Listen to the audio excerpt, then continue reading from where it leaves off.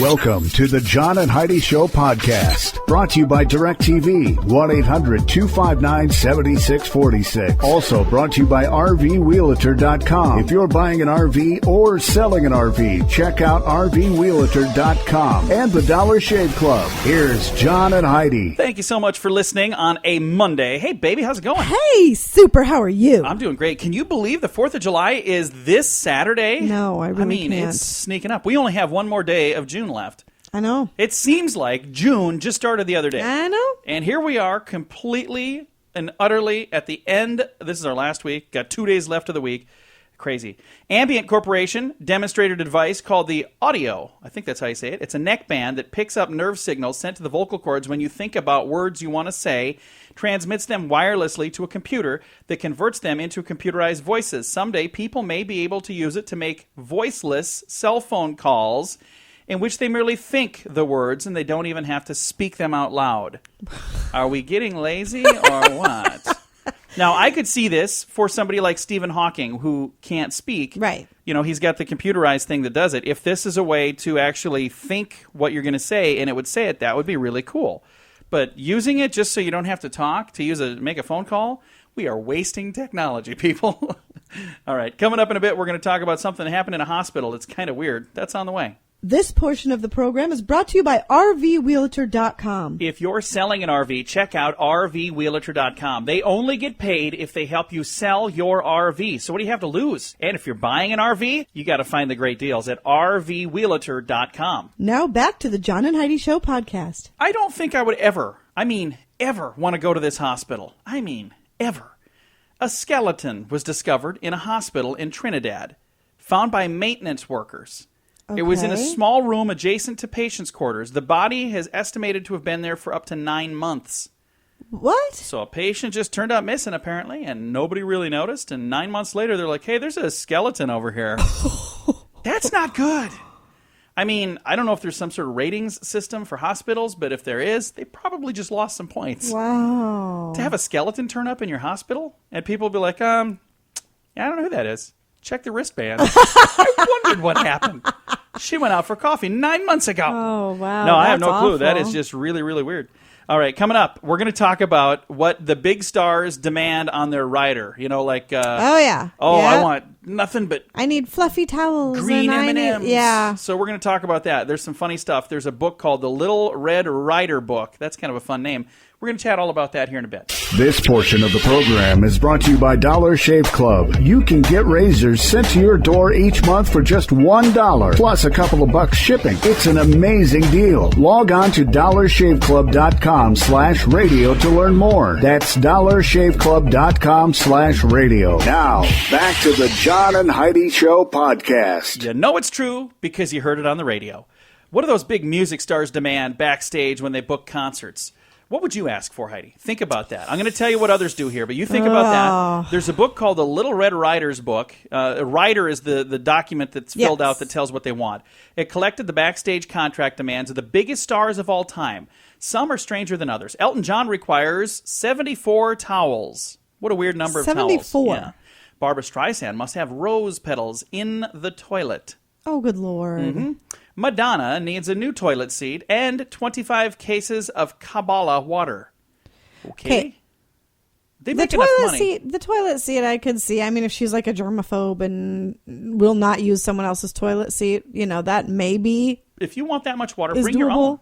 Yeah. These guys are famously wealthy. They're like fabulously rich. Why don't they just bring their own stuff? And that's a lot of water for one show. 25 cases? I guess so. If she's looking at her whole staff, Probably. maybe. I mean, for the people that do the lights. Motley Crue, the rock band, demands a 12-foot boa constrictor and a machine gun. They demanded that at a concert. We'd like a 12-foot boa constrictor and a machine gun. Okay. David Hasselhoff. What would he require, Heidi? I have no idea. A life-size cardboard cutout of David Hasselhoff. Are you kidding? Mariah Carey needs a puppy, some kittens, and a special attendant to dispose of her gum. And Britney Spears demanded Pop-Tarts, Fruit Loops, and odor-free carpet. These are things that were on the riders for odor-free carpet. Yeah, so she wanted to have nice, clean carpet. I don't want it to smell. Apparently, she had an issue somewhere. These are real things on the rider. That's the document that they agree to when they do a concert in a book called the Little Red Riders Book. I think that sounds cool. I'd like to get that now. See what else is on there. All right, coming up, we're going to talk about your brain on drugs. That's on the way on the John and Heidi Show. The John and Heidi Show is brought to you in part by the Keystone Treatment Center. This is your brain, and this is your brain on drugs. We share silly stories here on the program, but addiction is no joke. If you or someone you know suffers with an addiction to drugs or alcohol, make today the day you seek help. Call toll-free 844-204-1055. That's a toll-free number. Again? 844-204-1055. And this is your brain on drugs. In Texas, Granbury, Texas, Thomas Parsons was upset because a couple of his friends were arrested on drug possession charges. The longer he thought about it, the madder he became. Finally, he decided to drive down to City Hall and give those police a little piece of his mind. That's when the trouble started. First, he attempted to park, and he drove over the curb, broke a sprinkler system, and destroyed several shrubs. Then when he got in the building, he was making such a fuss that the officers decided, we're going to give you a breathalyzer test. Guess what? He was drunk. And found a bunch of marijuana and drug paraphernalia in his car, so he got to hang out with his friend at jail after all. So, yeah. You took my friend away. Now we're going to take you away. Why would you do that? That just doesn't even make any sense. Criminals... They don't think this stuff through. They never cease to amaze me. But I appreciate you continuing to do dumb things because it gives us things to talk about. Imagine if everybody just got smart today and we had nothing to talk about tomorrow. Yeah, I know. It would be a very boring show. Be like yesterday, nothing happened. That's not going to happen. Coming up here in a bit, we've got a fun story about the library police. That's on the way.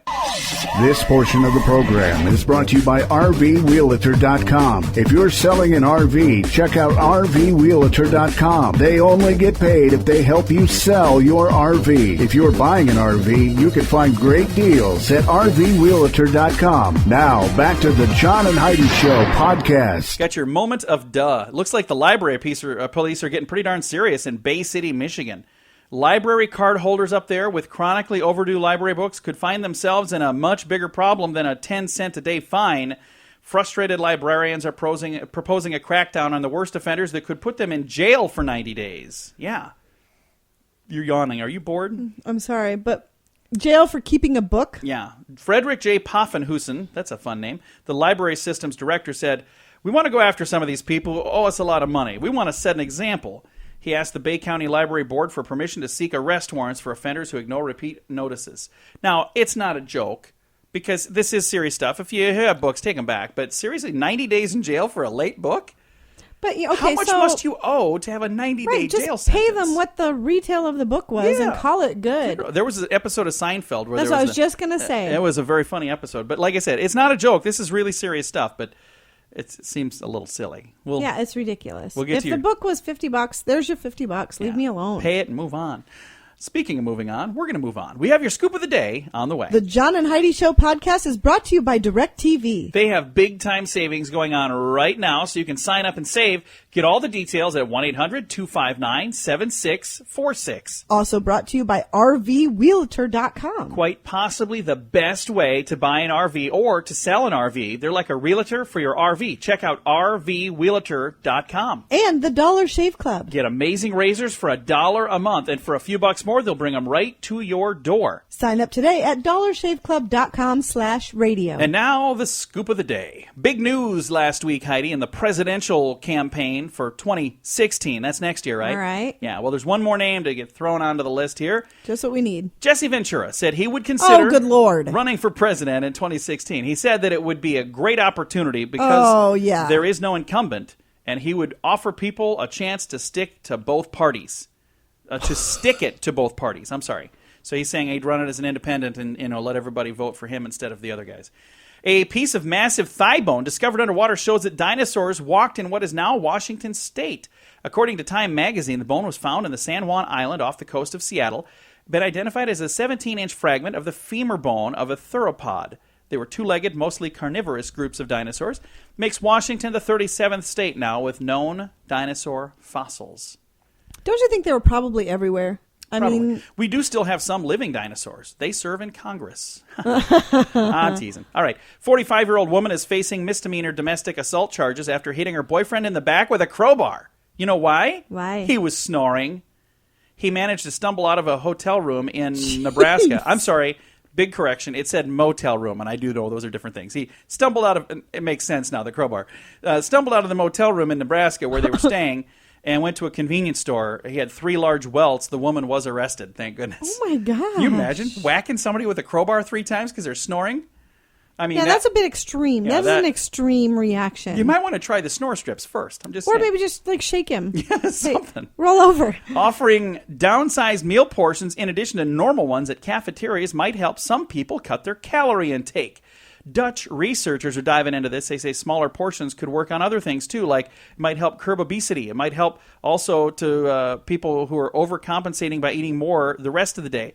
The report published in the International Journal of Obesity says it's the first to look at how people's eating behaviors change if smaller meals and healthier meals are easily available. They really needed a study to find out that smaller portions might help you lose weight. But they're saying if you have 2 options, and they did this with and without corresponding price cuts. So they're saying if you could pay the same but get a smaller meal that's better for you, would you? And then they said, now, if you could pay less and get a smaller meal that's better for you. If I could pay less, yes, I would get a smaller meal. I wouldn't wouldn't do it for the same price. They're doing the study to find out. There you go. That's what's on.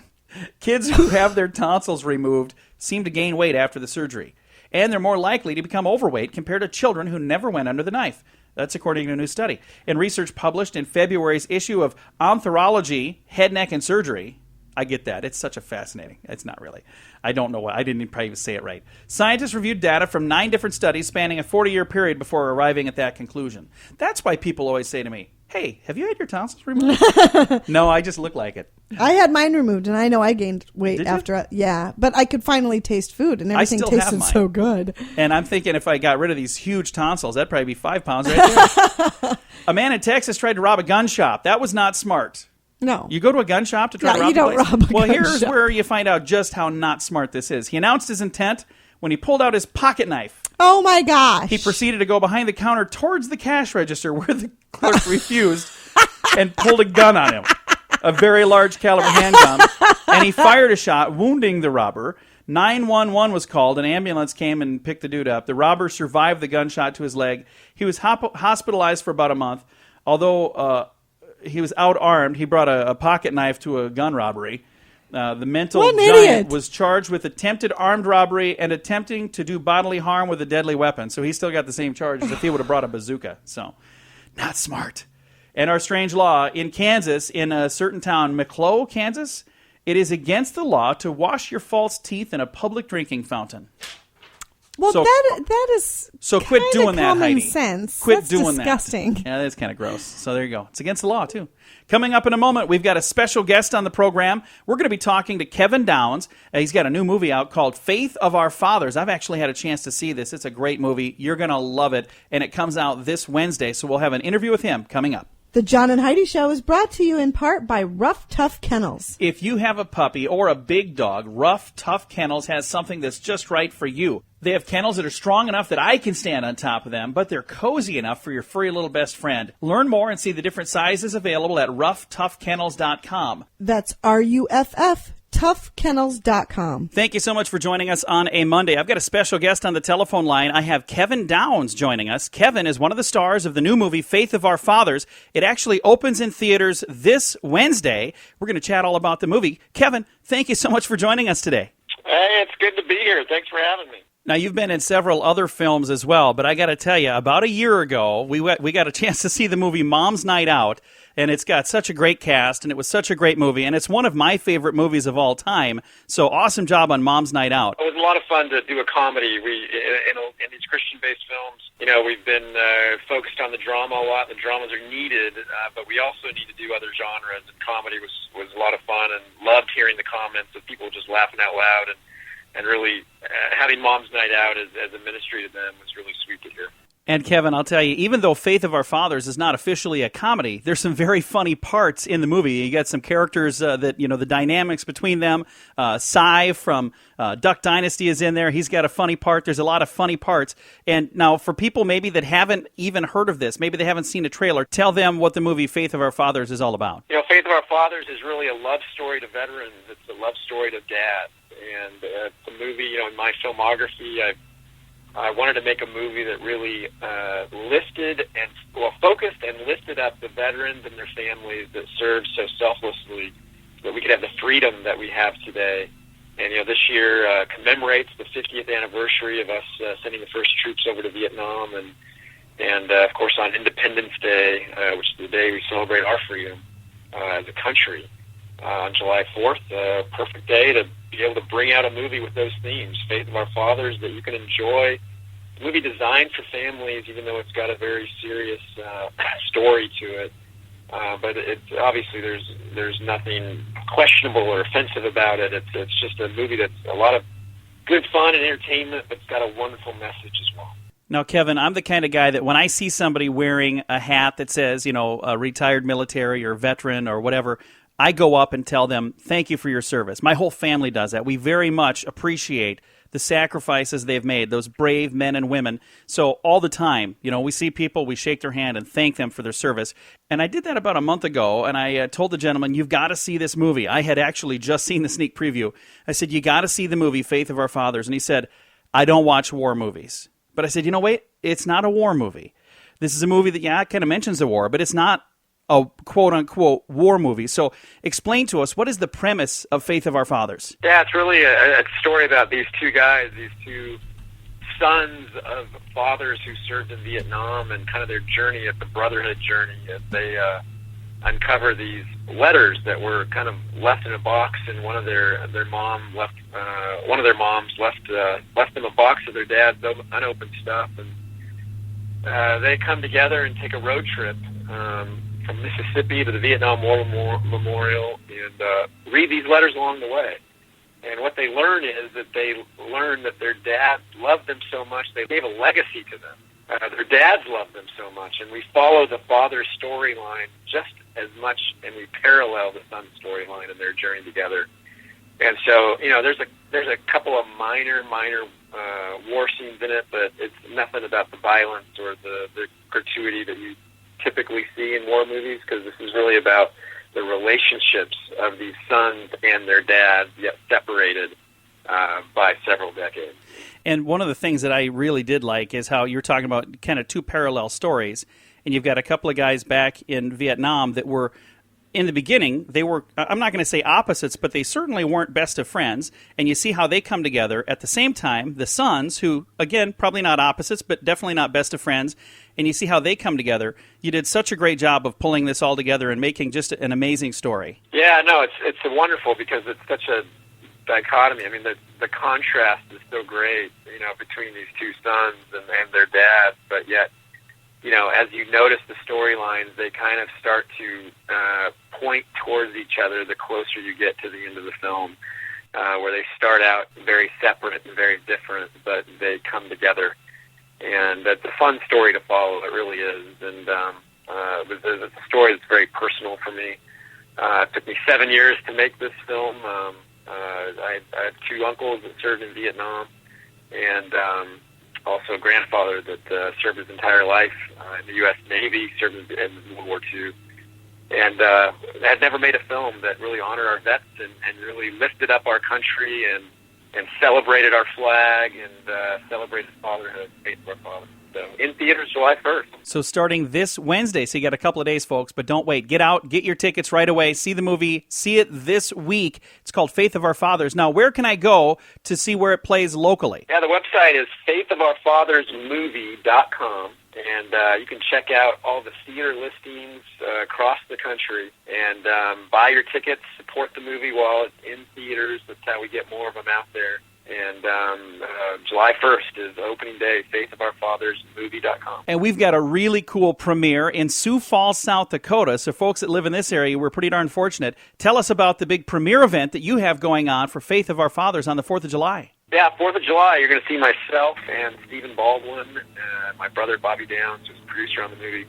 We're going to be out in Sioux Falls, South Dakota, doing a special regional red carpet event at the Century 14 in Sioux Falls. The stars of the night, not going to be us, the stars of the night are the veterans. And we're going to be there cheering them on as veterans walk the red carpet, and we celebrate them as we go and enjoy this film. And so we're doing that in several cities around the country during the opening week.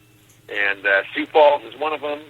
Been a great supporter of our past films, David's film, God's Not Dead, my last film, Mom's Night Out. And I believe we're going to be at your fireworks show. Yeah. Well, July 4th. It's going to be a busy night. It is. We are so excited. And like I already admitted, one of my favorite movies ever, Mom's Night Out, that is the movie that we're playing after the fireworks. Now, in that movie, your character is the single guy, the fun guy. His name is also Kevin, which is pretty cool, since your name is Kevin. But now you compare that to the character you play in Faith of Our Fathers, John Paul George, and I don't think you could get much more different. Those guys are two completely different characters. They are night and day different. And if you even throw on the character in Courageous, oh yeah, both are incredibly different. They're night and day different. I mean, John Paul George and Faith of Our Fathers. I wanted him to be sort of everyman, but also flawed in the beginning, so that you understand how much these guys have struggled to be able to go through their life up until this point. But when you get to the end and you realize how much their fathers mean to them, it is all worth it, and you understand why I sort of chose the characterization that I did with the film. But I like it a lot. I think it's a great film that families will enjoy. And for this 4th of July weekend, where we have a couple of options, but none quite like this, that celebrates freedom, that celebrates fathers, and that celebrates our veterans in theaters, Faith of Our Fathers. And you can see Faith of Our Fathers starting Wednesday. So 2 days from now, you can see that in theaters here in Sioux Falls. And you can, if you're listening from somewhere else, be sure to click onto the website, faithofourfathersmovie.com, and check the local listings in your area. But Kevin, thank you for taking the time to chat with us, and thank you for being a part of this right here in Sioux Falls. Thanks so much, John. Appreciate you having me. Anytime, Kevin. Again, Kevin Downs right there from the movie Faith of Our Fathers. And you can see the movie in theater starting this Wednesday. Find a theater near you at faithofourfathersmovie.com. And for those of you that live in the Sioux Falls area, you can also see Kevin and his friend Stephen Baldwin. He's also in the movie Faith of Our Fathers. They're going to be at the big premiere that's going on. And then they're going to come over to the event that the Sioux Falls JC's put on at the W.H. Lyon Fairgrounds, because Stephen Baldwin is going to introduce a preview of the movie we were just talking about. You'll actually get to see a really cool preview. And then after the fireworks, Kevin Downs is going to help us kick off a really fun event, his other movie, Mom's Night Out. And it's absolutely free thanks to our friends at Vern Heidi. So learn more about that event at fireworksinsouffalls.com. Thank you so much for listening to the John and Heidi Show on a Monday. This portion of the program is brought to you by Dollar Shave Club. You can get razors sent to your door each month for just $1, plus a couple of bucks shipping. It's an amazing deal. Log on to dollarshaveclub.com/radio to learn more. That's dollarshaveclub.com/radio. Now, back to the John and Heidi Show podcast. Today is a very special day, Heidi. You know what today is? What is today, John? I thought you'd never ask, and I can read this really slow because I only have one thing today. Today is, it's actually, Please Take My Children to Work Day. Yeah. So is that different than just... Please take my... Yeah. So you take my children away from me and just take them with you to work? Know. Or is it Take Your Children to Work Day?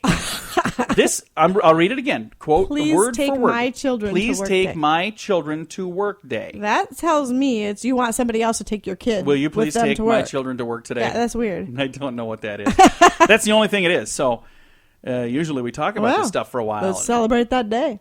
So how are we going to celebrate today? I don't know. Maybe by having somebody take your child to work. There's always a reason to celebrate, and this is your reason today on this. What is today? Oh, the 29th day of June. It's a Monday. Thanks for listening to the John and Heidi Show. This portion of the program is brought to you by RVWheelator.com. If you're selling an RV, check out RVWheelator.com. They only get paid if they help you sell your RV. If you're buying an RV, you can find great deals at RVWheelator.com. Now, back to the John and Heidi Show podcast. I'll take the buffalo, please. What would you do if you were a zoo and you needed to raise some fast cash, Heidi? If I was a zoo? Have you always wanted a blue-tongued skunk? How about a Peruvian pink-toe tarantula? Well, you have a chance now. Peru has a virtual Noah's Ark of animals up for adoption to raise funds for the cash-strapped National Zoo. In other words, they're selling the animals from the zoo. You can spend anywhere from $15 to over $10,000 per year, and you can adopt any one of the animals at the zoo. They're not selling the animal. They're like, you can put your name on a plaque by the animal. That's not as cool. If you want to adopt a gerbil, it'll cost you $28 a year. Crocodile is a little more expensive, $2,700 a year. And if you want a puma, that could run you $24,000 every year. What a gorilla set me back. The bad news is, if you decide to adopt the animals, they still do have to stay at the zoo. Yeah. Dang it! If you decide to adopt, you get a certificate of authenticity verifying that you are the idiot that's paying that. No, it really is a nice thing. You get a certificate. I'm sure there's your name verifying that on you the are plaque or whatever. The godparent of the animal. Yeah. And you get a portrait of you and your animal. So that's a nice thing. Nice. It's a nice So feature. you got that going for you. It's a good feature you got there. You know, this is still better than naming a star after somebody, I gotta admit. I would have to agree. Merry Christmas. What'd you do? I paid for a penguin to live for a whole year. Nice. I would adopt cool. a gorilla. That would be cool. Why would you want a gorilla? I know when we go to the zoos. I love gorillas. It is kind of fun. I could sit by the gorillas all day, and you guys go and look at everything else, and then just come back and get me later, and I'd still just be sitting there watching the gorillas. For those of you who have actually had a chance to meet us in person and talk to us, especially if we were maybe at a water park and you saw me with my shirt off, all of a sudden her choice to marry me instantly made sense. You're like, wait a minute, John kind of looks a little bit like a light-haired gorilla. I got a hankering for some bananas right now. All right. Bananas? Some bananas. Some bananas? I think I said that wrong. Hey, stress can make you forget stuff, Heidi. Okay. Oh, in other news, stress can make you forget stuff. We're going to talk about that on the way. This portion of the program is brought to you by DirecTV, 1-800-259-7646. Also brought to you by RVWheelator.com. If you're buying an RV or selling an RV, check out RVWheelator.com and the Dollar Shave Club. Here's John and Heidi. Have I ever mentioned that stress can make you forget stuff? Once or twice, yes. I think I just mentioned that a little bit ago. Well, if it's ever happened to you, you get home after a really stressful day and you forgot something. Has that ever happened? Oh, yes. Many times. Happens to us all the time. Yes. This week, as a matter of fact, we were down to like a roll and a half of toilet paper in 3 bathrooms. So that means one didn't have one. Right. And we had another one that was like down to... We had a traveling roll there that was going from room to room upstairs. And we're like, we got to get that. And it would be like, we're getting ready for bed, and Heidi was like, oh, hey, we forgot to go do. Well, there's a reason. Stress makes you forgetful. Researchers just found out that there's this enzyme called PKC. It impairs your short-term memory and other functions in the prefrontal cortex. It's, of course, what I was thinking it was doing. Researchers say they discovered this, and it could actually help with illnesses like schizophrenia and bipolar disorder. So now that they know this, they're saying we can use this information to do good things. That's nice. That's very good. I'm so Somebody's stressed out. got to learn from stress. I'm so stressed out right now, I don't even remember what we just said. All right. Thanks for listening on a Monday. This portion of the program is brought to you by the Dollar Shave Club. You can get razors every month for just $1. And for $2 more, they'll bring them right to your door. Log on to dollarshaveclub.com/radio to learn more. That's dollarshaveclub.com/radio. If you're starting your first full-time job, according to Time Magazine, the most important thing to look for on your first job is growth. In fact, it should be your focus. Above compensation, above location, above lifestyle, and above anything else, the opportunity to grow. Would you agree with that? Yes. The article says, getting on a high growth path will set you up for success much more than even the quality of the university you attended, if you attended one. That's because so many super talented people grow way more slowly than their potential. So they don't grow as fast as they could because they have all this potential, but they take a job that doesn't give them any room to grow. So what they're saying is, take a job, even if it's beneath you, if it has the opportunity to help you grow. So there you go. Is that what we've done? I think that's what we've done. I don't know. I've grown a lot. I mean, my pants from last year don't even fit me now. So think that's what that means. All right. Thanks for listening to the John and Heidi Show on a Monday. Oh, by the way, I know that's not what that means. This portion of the program is brought to you by Dollar Shave Club. You can get razors sent to your door each month for just $1, plus a couple of bucks shipping. It's an amazing deal. Log on to dollarshaveclub.com/radio to learn more. That's dollarshaveclub.com/radio. Now, back to the John and Heidi Show podcast. Time to tweak your resume, Heidi. How will you know if your resume is ready to go? Here's some indicators, some really fun things to redo on your resume. If you have no career summary or introductory statement, you need one of those. If there's a lack of keywords and phrases, you need those as well. If there's no evidence of your experience or evidence of your education, you need to fix that. You need to make sure you're using personal pronouns and articles, whatever that is. I don't know what that even is. Your resume has irrelevant information towards the career you're seeking. So if it's got a bunch of information about how caring and kind you are, but you want to be a bill collector, probably not going to help. So don't know. I don't think so. That's going to work. If it's poorly formatted, that's not good. And if there are typos and misspelled words, that's usually not a good thing. Yeah, you don't want any misspelled I've seen that done before. A few more indicators that your resume needs help. If you've included clown college in the education section, unless, of course, you really did go there. Unless you want to be a clown. Under skills, you've written, I don't have any of those. How about if you print it on perfume-scented paper and all the I's are dotted with hearts? Yeah, that's probably not the best resume. If you folded it into a paper airplane and just threw it in their front door, probably not good. If you have no explanation for your 8-year job gap except amnesia. I don't know what happened there. I forgot all about that. And if your email is something along the lines of Star Wars fan at gmail.com or hotmail.com. Yeah, you're going to want a professional email. I have seen that. And I'm married to somebody who has mine. One. Yes. I like mine. It's just not professional. It's probably not. And I should change it. But I'm not gonna. So, it's my Gmail account and I'm leaving it alone. It has the word fat in it, and that's what she doesn't like. She's like, why do you use that? I'm like, I don't know. I've had it for 15 years. I'm kind of used to it now. All right. Thank you so much for listening to the John and Heidi Show. And a little advice there if you might need to tweak your resume. Coming up in a bit, we're going to be talking about elections. And deciding close elections can be done easily if you know how to do it. We're going to tell you all about that on the way on the John and Heidi Show. The John and Heidi Show is brought to you in part by Rough Tough Kennels. If you have a puppy or a big dog, Rough Tough Kennels has something that's just right for you. They have kennels that are strong enough that I can stand on top of them, but they're cozy enough for your furry little best friend. Learn more and see the different sizes available at roughtoughkennels.com. That's RUFF. toughkennels.com. You know, we've had a lot of stuff in the news about the election that's coming up next November. We are so far away from it. I can't believe it's already news. It's ridiculous. Seems like every year they just start earlier and earlier. But anyway, deciding close elections can be done very easily. You just have to know how to do it. Listen to this. Close elections are nothing new in this world. But how close those elections are decided varies depending on what part of the world you happen to be in. Most candidates will ask for a recount.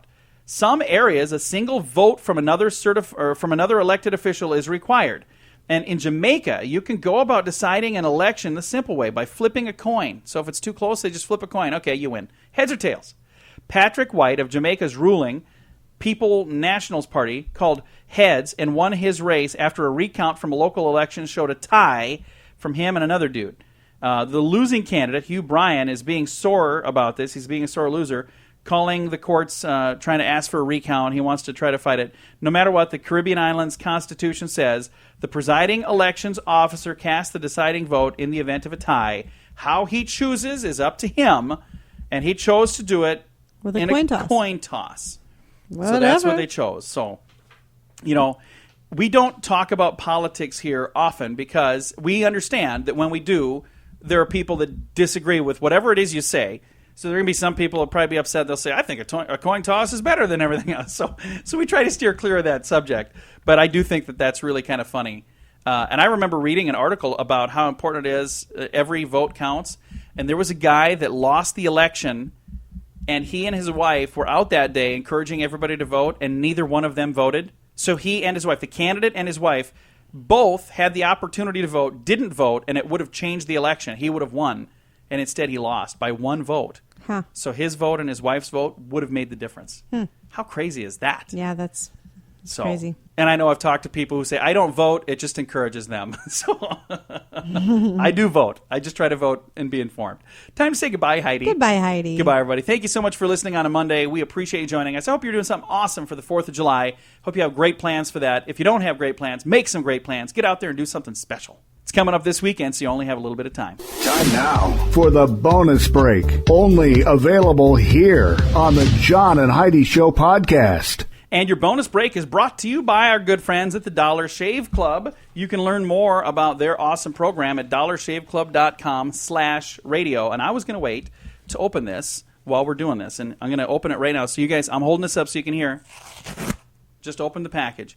I just got this from the Dollar Shave Club. I got it over the weekend. But I wanted to open it here to show you. Because I always talk about how they like to give you a little extra.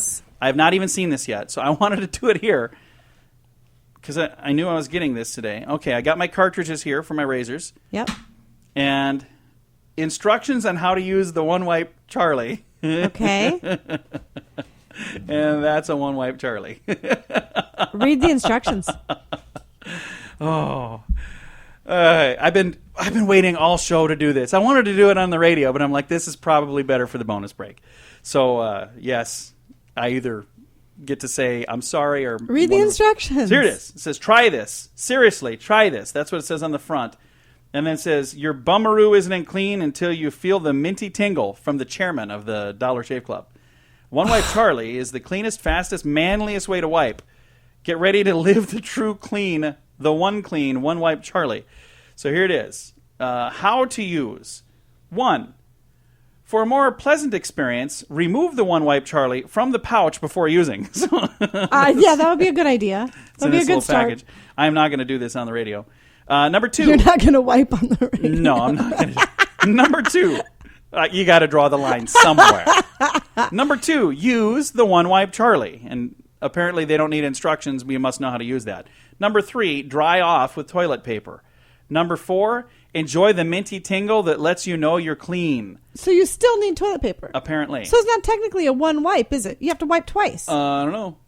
And number 5, realize you'll never be able to downgrade from this exceptional level of service. Wow. And I'll read up here, but I got to bleep part of this. One Wipe Charlies. Yes, you probably know how to wipe your beep at this point in life, but below are some helpful tips anyway. So there you go. That's I'll wipe on the radio. That was my no. You won't. I don't know if I want to use this. I might just save this. I might give it to my dad. I'm gonna put it right there on the shelf. I'm gonna keep give that it to Charlie. All right. Hey, we do have your bonus break, and I think you hung in there this long. You deserve something, right? Sure. They deserve something better than that. So what should we talk about? Should I read a story, or should I talk about the best cities for the 4th of July? I don't care. You choose. We'll choose the 4th of July because if I throw this in that stack over there, I won't get to it until like September, and then it's not going to make any sense. All right. So I got this here. 4th of July is coming up this Saturday, and we have the best and worst cities for the 4th of July celebrations according to Wallet Hub. Now, they dug in with 14 key metrics like the duration of the fireworks shows that are available, the average price of a 3-star hotel, firework laws, so if you want to do things on your own, the weather that usually happens in July, and much, much more. All right. So should we start with the best or the worst? Let's start with the best. The very best. Number 10 on the list is St. Petersburg, Florida, then Atlanta, Georgia, then Madison, Wisconsin, San Diego. I know, it's San Diego. And then Irvine, California. Now we're up to number 5, San Francisco. Number 4 is Portland. Here's where it gets interesting. These are the best cities for the 4th of July. Number 3 is St. Paul, Minnesota. Huh. Number 2 is Seattle, Washington. And then, very interesting, number 1 is Minneapolis, Minnesota. So those are the Twin Cities. Huh. What are they doing there? I don't know. So if somebody knows what they're doing, notify us because, I want to know what they're up to. Maybe with all the lakes and stuff, there are probably many. There must be. Displays. But they're doing something because the number 1 and the number 3 best city for 4th of July celebrations are the Twin Cities, number 1 and number 3. Huh. Now let's talk about the worst. And I can tell you, we actually had an opportunity to witness one of these. That's the 2 bottom on the list. Okay. So we'll start at 91 is Indianapolis, Indiana, then San Antonio, Texas. How would you like to be on the committee for these communities? That would be bad. Yeah, that would be too bad. To hear this and like, what? We do a terrible job. You guys are awful? What? Fresno, California, Bakersfield, California, Jersey City, New Jersey, Wichita, Kansas, Gilbert, Arizona, Newark, New Jersey. Now we're up to 99 and 100 on the worst celebrations for fireworks. All Number right. 99 is Henderson, Nevada. Remember we went to Vegas one We year? did. That was very disappointing. I was really expecting We it were to there. be, We're like, hey, we're in Vegas for the Right. 4th of July. This would be awesome. I really thought, oh my gosh. this Imagine is how much they're going to blow up. And it But- was like, boom, boom, we're done. Go Yeah, back it was in and spend some ridiculous. money now. Thank But you. yeah, that's probably why they didn't. They don't want people leaving the casino to go outside and stare at the sky. Get back in and spend some money. And number 10 on the list, or I'm sorry, 100 on the list, the worst is North Las Vegas. So Yeah. Henderson, which is right next to Vegas, Right. and North Las Vegas, those were the two worst fireworks ever, according to Wallet Hub. Looking on here, the duration of the fireworks in Los Angeles is 4 times longer than the duration of the fireworks in Jacksonville, Florida. Las Vegas, the most popular destinations, not this, who has the best, but the top 5 most popular destinations are Las Vegas is number 1. People go there expecting that. Yeah. Number 2 is San Diego, then New Orleans, then Los Angeles, and then Chicago. Those are the top 5 most popular. But Las Vegas was listed as the biggest disappointment. Well, yeah. And it wasn't Vegas, it was Henderson and North Las Vegas. So, But that was exactly what happened with us, we went too. there, and we weren't going there for the fireworks. We were going to visit. going to but visit, We had but- some people that lived there. Charlie lived there at the time, Yes. actually. So we were going to visit those guys. And when we got It was there, awful. yeah, we were like, when are they going to do the fireworks? Yeah. We're like, that's it, right over there. They're I'm like, done. You mean that? I thought that was somebody just shooting off from their backyard. That's it? I'm like, yep, that's it. All right. And that's probably what people think about this program right now. They're like, that's it? Yep. Yep, that's it. It's going to do it for the fun little program we call the John and Heidi Show. Our bonus break is brought to you by the Dollar Shave Club. You can learn more about them and see if I'm kidding. See if I'm kidding. I dare you. I double dog dare you to try it. If you don't like it, don't keep doing it. But check it out at dollarshaveclub.com/radio.